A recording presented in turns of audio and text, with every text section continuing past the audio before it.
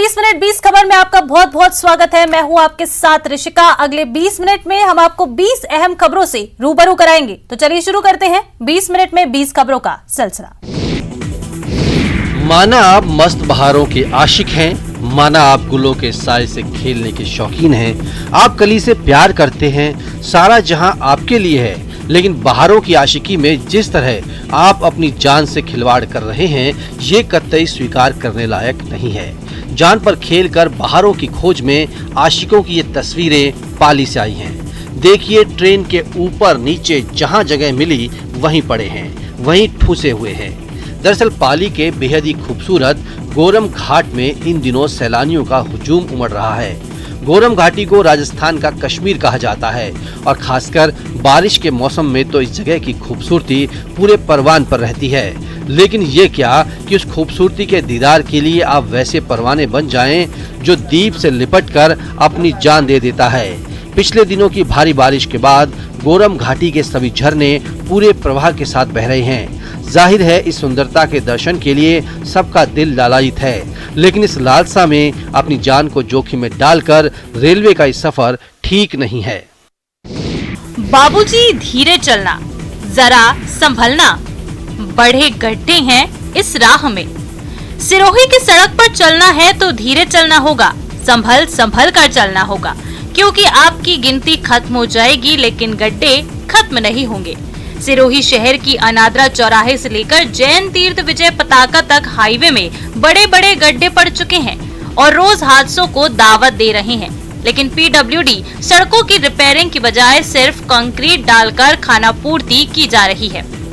दरअसल सड़कें पहले से ही खस्ताहाल थीं। रही सही कसर मानसून की बारिश ने कर दी। लोगों ने सड़कों की स्थिति को लेकर पीडब्ल्यूडी से कई बार शिकायत की, लेकिन शिकायतें तो दूर नहीं हुई, लेकिन सड़क पर चलना मुश्किल जरूर हो रहा है। जब नगर परिषद के सभापति के मकान के आगे ही 1.5 फीट गहरे गड्ढे हैं और उनको भी रिपेयर करने के लिए सभापति जहमत नहीं उठा रहे हैं, तो फिर आम आदमी की सुनने वाला कौन है।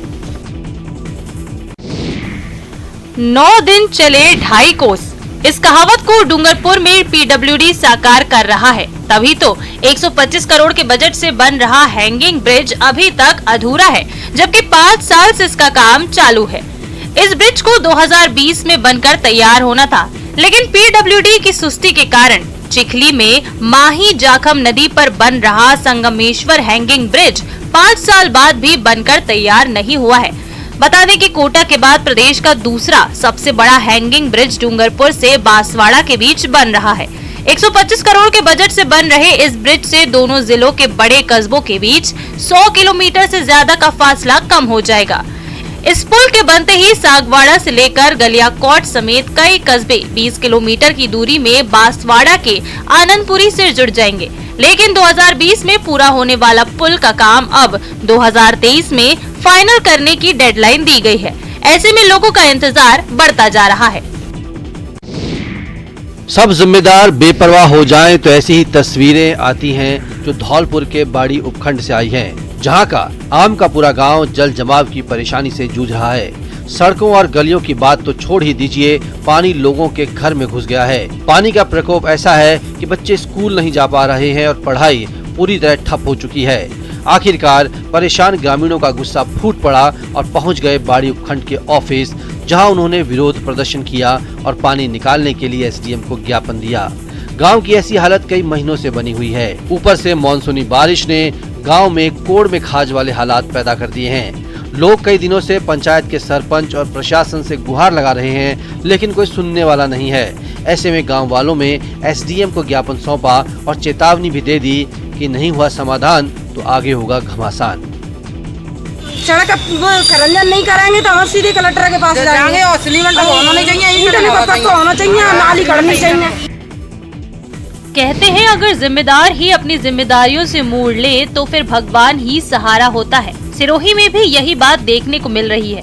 पूरे जिले में गौवंश अज्ञात बीमारी की चपेट में है, लेकिन पशुपालन विभाग को इसकी कोई खबर नहीं है। ऐसे में लोग अपने गौवंश को बचाने के लिए झाड़ फूक का सहारा ले रहे हैं।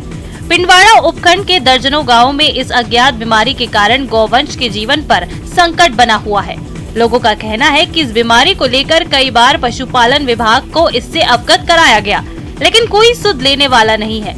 मजबूरन लोगों को अपने तरीके से इलाज करना पड़ रहा है। पारंपरिक तरीके और झाड़ फूक से गौवंशों की बीमारी का इलाज कितना कारगर है, ये तो अलग मुद्दा है। मुद्दा ये है कि आखिर अभी तक पशुपालन विभाग क्यों सोया हुआ है। अभी गायों के अंदर ऐसी एक बीमारी भयंकर आई है जो कि सरकार की तरफ से कोई मदद नहीं है, और जो गायों के अंदर बीमारी आई है वो जो भी पशुपालक है वो उनका इलाज खुद एक कर रहे हैं, और सरकार की तरफ से उनको कोई मदद नहीं है। भारी बारिश के कारण कई दिनों से ठप पड़े जोधपुर जैसलमेर रेलखंड पर ट्रेनों की आवाजाही फिर सुचारू हो गई है। जोधपुर रेलवे ने सर्वोच्च प्राथमिकता के साथ बारिश के कारण आई खराबियों को ठीक किया और रेल सेवा बहाल की। दरअसल 72 घंटे की बारिश के बाद रेल सेवा बुरी तरह से प्रभावित हुई थी। जैसलमेर जोधपुर रूट पर जल बहाव के कारण करीब 5 जगहों पर पटरियों के नीचे की मिट्टी पूरी तरह बह गई थी। जल भराव, दलदल और कई जगहों पर सकरे रास्तों के कारण पटरियों को फिर से ठीक करना किसी चुनौती से कम नहीं था। लेकिन राहत कार्य में जुटे करीब 150 कर्मचारियों ने कई मशीनों के माध्यम से इस कार्य को निर्धारित अवधि से पहले ही पूरा कर लिया।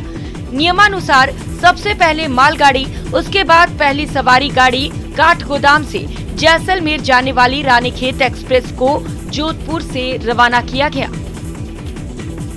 हाँ, ये 3 दिन से पूरी टीम काम कर रही थी। पूरा ब्रीचेस हो गए थे 200 मीटर के 108 किलोमीटर पे, तो युद्ध स्तर पे काम हुआ है। हमारे हेडक्वार्टर से और डिवीजन की पूरी टीम यहाँ थी। ओवरनाइट 24/7 काम किया। नीति में दम हो और नीयत नेक हो तो बदहाली की तस्वीर खुशहाली में बदलते देर नहीं लगती। सीकर की एक महिला अधिकारी ने ऐसा ही कर दिखाया है। प्रदेश में रोडवेज के खस्ता हाल की बात किसी से छिपी नहीं है, लेकिन सीकर रोडवेज के अधिकारी मुनकेश लांबा ने सीकर में तो तस्वीर बदल दी है। जो काम रोडवेज की स्थापना के बाद आज तक नहीं हुआ था, मुनकेश लांबा ने वो कर दिखाया। कुछ महीने पहले तक सीकर डिपो की स्थिति बेहद खराब थी। यहाँ ना तो बसें समय पर चल रही थी और ना ही यात्री भार मिल रहा था, जिसके बाद पिछले साल अक्टूबर में मुनकेश लांबा को यहाँ का चीफ मैनेजर बनाया गया। जब उन्होंने पद संभाला तो सीकर डिपो प्रदेश में 32वें स्थान पर था। उन्होंने आते ही इसमें सुधार करना शुरू किया और मार्च तक 4थे स्थान पर ला दिया। उन्होंने लगातार मॉनिटरिंग की, बसों के रूट बढ़ाए, जगह जगह फ्लाइंग तैनात की, दिन रात मेहनत कर इस डिपो को मई के महीने में पहले नंबर पर लाकर खड़ा कर दिया। इसके बाद जून और जुलाई की रैंकिंग में भी सीकर डिपो प्रदेश में पहले स्थान पर कायम है, यानी कि पहली बार लगातार 3 महीने तक पहले स्थान पर कायम रहा। हालांकि महिला अधिकारी खुद इसे रोडवेज कर्मचारियों की मेहनत बताती हैं। छात्र संघ चुनाव के ऐलान के साथ ही छात्रों में नए उत्साह का संचार हो गया है। जोधपुर में भी दोनों ही छात्र संगठन चुनाव के लिए स्वागत में तो नजर आए, लेकिन छात्रों के वोटर बनना तो दूर, अभी प्रवेश को लेकर भी विश्वविद्यालय में स्थिति साफ नहीं है। इसको लेकर दोनों ही छात्र संगठनों ने चिंता जाहिर की है।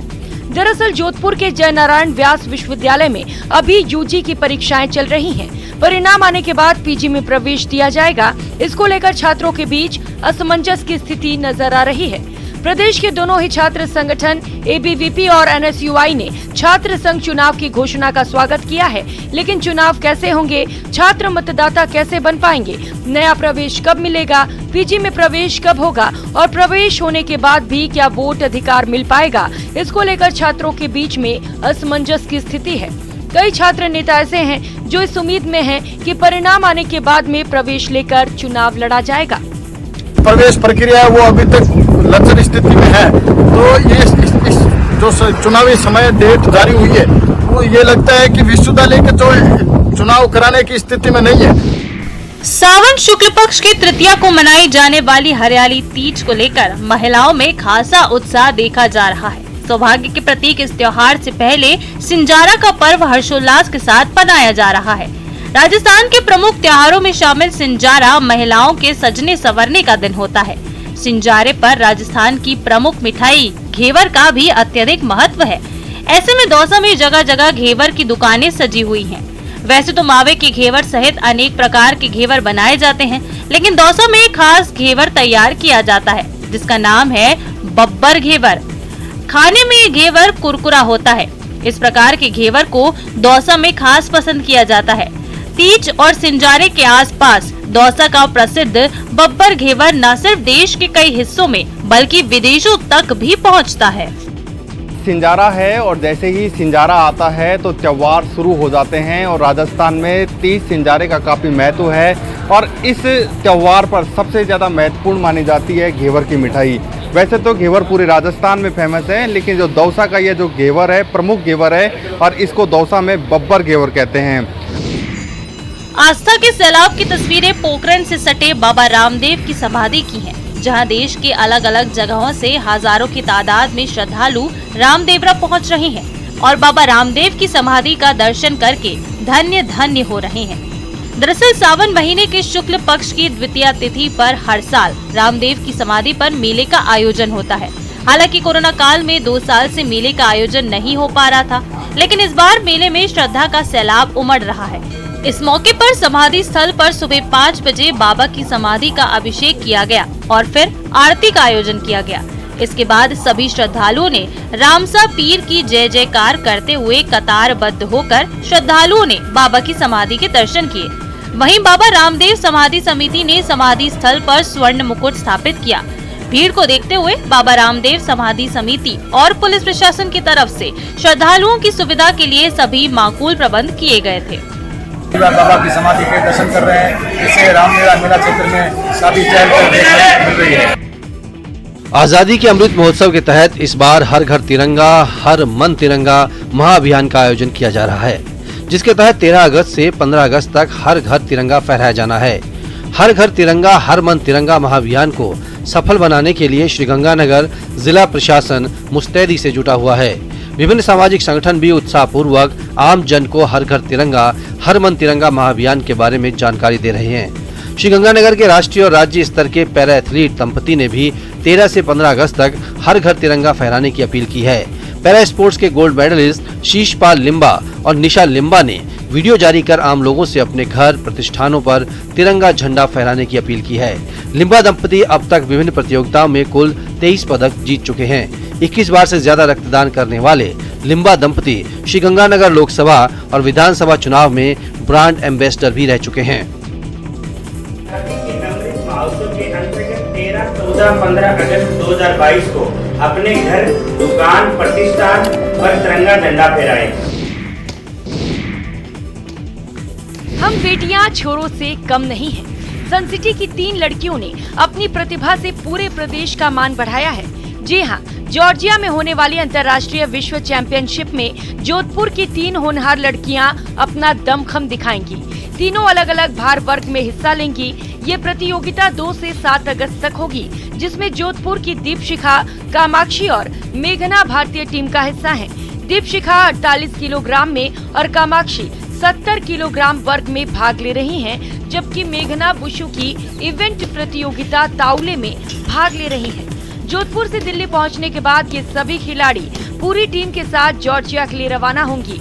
इनके कोच विनोद आचार्य ने बताया कि पहला मौका है कि जोधपुर की 3 महिला खिलाड़ी टीम का प्रतिनिधित्व कर रही हैं और पूरी उम्मीद है कि ये मेडल जीत कर आएंगी। हमारे जोधपुर में वुशु खेल को और बढ़ावा मिलेगा और आगे आने वाले दिनों में वुशु खेल और ऊंचाइयों पर जाएगा। तीनों बेटियां यहाँ पर जयनारायण व्यास विश्वविद्यालय केंद्र पर अभ्यासरत है और हमें विश्वास है कि ये बच्चियां पदक जीतकर भारत का और जोधपुर का नाम गौरवान्वित करेगी। उत्तराखंड में पहाड़ से लेकर मैदान तक हो रही बारिश ने परेशानी खड़ी कर दी है। पहाड़ी इलाकों में भूस्खलन का खतरा बढ़ गया है। नदी नाले भी उफान पर हैं और भारी बारिश की वजह से मलबा आने के कारण बद्रीनाथ हाईवे फरासू और लामबगड़ में बंद है। तीर्थ यात्री हाईवे खुलने का इंतजार कर रहे हैं। वहीं सीमली, थराली मोटर मार्ग और कर्णप्रयाग गेरसेन मोटर मार्ग भी मलबा आने से बंद है। उधर यमुनोत्री धाम समेत यमुना घाटी में रात भर से हो रही भारी बारिश के कारण नदी नाले उफान पर हैं। वहीं ऊपर से चट्टाने खिसकने और तलहटी से यमुना नदी के कटाव से इलाके में दहशत है। उत्तरकाशी में नौगांव के पास बरसाती नाले में उफान से यमुनोत्री हाईवे बंद हो गया। नौगांव के पास देवलसारी गदेरे के उफान से बड़ी मात्रा में मलबा हाईवे पर आ गया है, जिससे सड़क के दोनों ओर बड़ी संख्या में लोग फंस गए।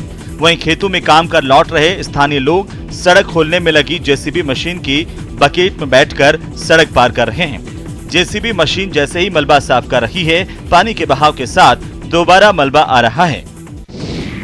गुरुग्राम में झमाझम बारिश ने जहां शहरवासियों को गर्मी से बड़ी राहत दी, वहीं जलभराव से आफत भी हो गई। बारिश से शहर की सड़कें जलमग्न हो गई हैं। सड़कों पर घुटनों तक पानी भरा होने के कारण राहगीरों और वाहन चालकों को भारी परेशानी का सामना करना पड़ रहा है। आलम यह है कि वाहन तो क्या, लोगों का पैदल चलना भी दूभर हो गया। पानी निकासी के उचित प्रबंध नहीं होने से नेशनल हाईवे पर भी यातायात व्यवस्था प्रभावित रही।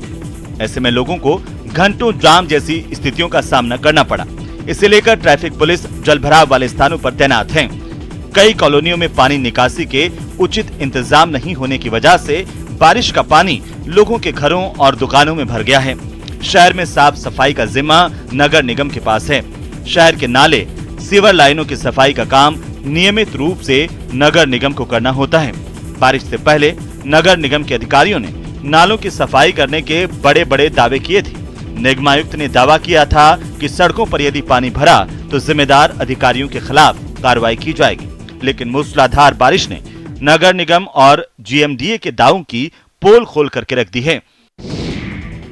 संगम नगरी प्रयागराज में गंगा और यमुना दोनों नदियां उफान पर हैं।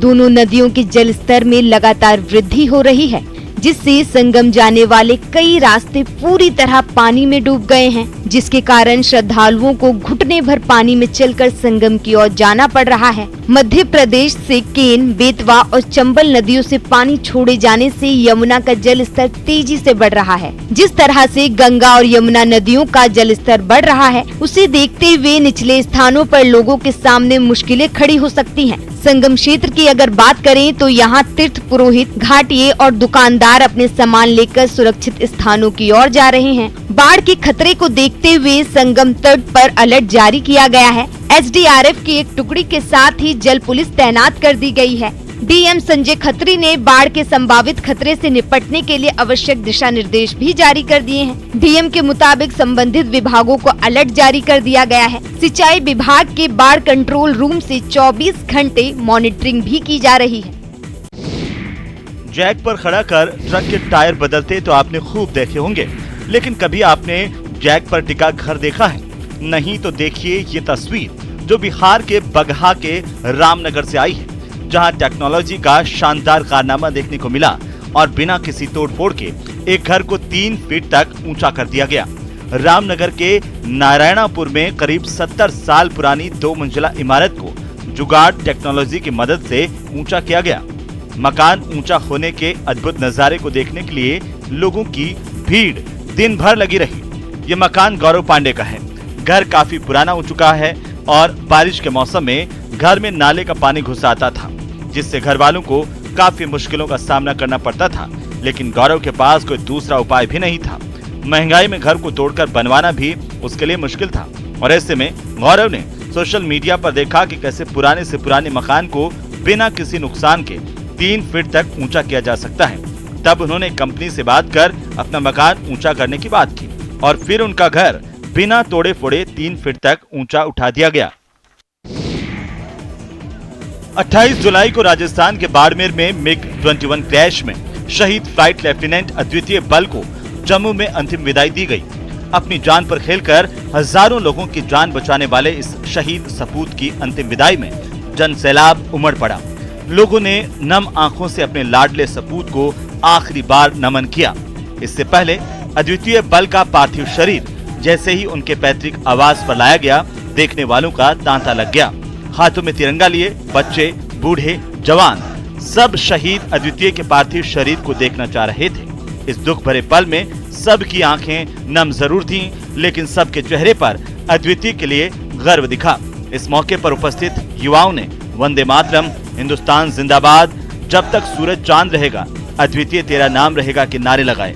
आपको बता दें कि 28 जुलाई को राजस्थान के बाड़मेर में MiG-21 क्रैश हो गया था, जिसमें विंग कमांडर मोहित राणा और फ्लाइट लेफ्टिनेंट अद्वितीय बल शहीद हो गए थे। प्रधानमंत्री नरेंद्र मोदी की हर घर तिरंगा की मुहिम में उत्तर प्रदेश के गाजियाबाद की जेल में बंद कैदी भी अपना योगदान देने में जुट गए हैं। यहाँ 50 कैदी जोर शोर से तिरंगा बनाने के काम में जुटे हैं। मेरठ की एक संस्था ने जेल में बंद कैदियों को प्रशिक्षित किया है। इनमें उन कैदियों को चुना गया है जो टेलरिंग का काम जानते हैं। इन 50 कैदियों ने करीब 15,000 तिरंगे बनाने का लक्ष्य रखा है, जिन्हें घर घर आजादी के अमृत महोत्सव पर फहराया जाएगा। ये झंडे सिर्फ जेल में ही नहीं बल्कि गाजियाबाद में घर घर तिरंगा और सरकारी इमारतों पर भी कैदियों के तैयार किए गए तिरंगे भेजे जाएंगे। इससे तिरंगे के रंगों में सराबोर एक खूबसूरत नजारा स्वतंत्रता दिवस पर नजर आएगा। जेलर आलोक सिंह का कहना है कि तिरंगे बनाने वाले कैदियों में भी इसको लेकर काफी उमंग और उत्साह है। इस एक्टिविटी से ये कैदी देशभक्ति की खुशबू को और अंदर महसूस भी कर रहे हैं। टीम इंडिया ने वेस्ट इंडीज के खिलाफ पहला T20 जीतकर सीरीज में 1-0 की बढ़त बना ली है। त्रिनिदाद के ब्रायन लारा स्टेडियम में खेले गए मैच में भारतीय टीम ने वेस्ट इंडीज को 68 रन से करारी शिकस्त दी। टॉस वेस्ट इंडीज ने जीता और भारत को पहले बैटिंग के लिए आमंत्रित किया। भारतीय पारी की शुरुआत कप्तान रोहित शर्मा और सूर्य कुमार यादव ने की। हालांकि पहली बार T20 इंटरनेशनल मैचों में सलामी बल्लेबाजी करने उतरे सूर्य कुमार यादव ने 16 गेंद में 24 रन बनाकर आउट हो गए। इस दौरान उन्होंने 3 चौके और 1 छक्का लगाया। वहीं श्रेयस अय्यर मैच में पूरी तरह फ्लॉप रहे, उनका खाता भी नहीं खुला। इसके अलावा ऋषभ पंत और हार्दिक पांड्या भी कुछ खास नहीं कर पाए। लेकिन पहले रोहित शर्मा के 64 रन और फिर दिनेश कार्तिक की 19 गेंद पर 41 रन की पारी के दम पर टीम इंडिया ने 190 रन का स्कोर खड़ा किया और फिर गेंदबाजों ने अपना शानदार खेल दिखाया और वेस्टइंडीज की टीम निर्धारित 20 ओवर में 122 रन ही बना सकी। वेस्टइंडीज के लिए सबसे ज्यादा 20 रन शमर ब्रुक्स ने बनाए। भारत की ओर से अर्शदीप सिंह, अश्विनी और रवि बिश्नोई ने 2-2 विकेट झटके। वहीं भुवनेश्वर कुमार और रविंद्र जडेजा को 1-1 विकेट मिला। 19 गेंद में 41 रन की धमाकेदार पारी खेलने वाले दिनेश कार्तिक को प्लेयर ऑफ द मैच चुना गया।